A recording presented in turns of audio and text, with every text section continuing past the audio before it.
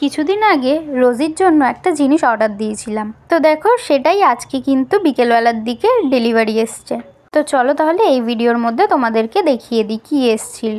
ও তো এখন ছোট, তো সেই কারণে না ও খুব দাঁত উঠছে বলে খুব কামড়াচ্ছে, তাই জন্য ওর জন্য কিছু খেলনা অর্ডার করে দিয়েছিলাম। এইগুলো না কামড়ালেও কোনো অসুবিধা হবে না, আর ওদের দাঁতও মজবুত হবে। আর এইগুলো পেয়ে না ও খুবই খুশি হয়েছে, ও কিন্তু সবসময় এখন এইগুলো নিয়েই খেলছিল।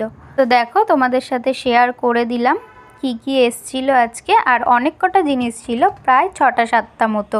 চলো এই ভিডিওর মধ্যে একটু দেখাই যে রোজিকে দেওয়ার পর রোজি কি করছিল।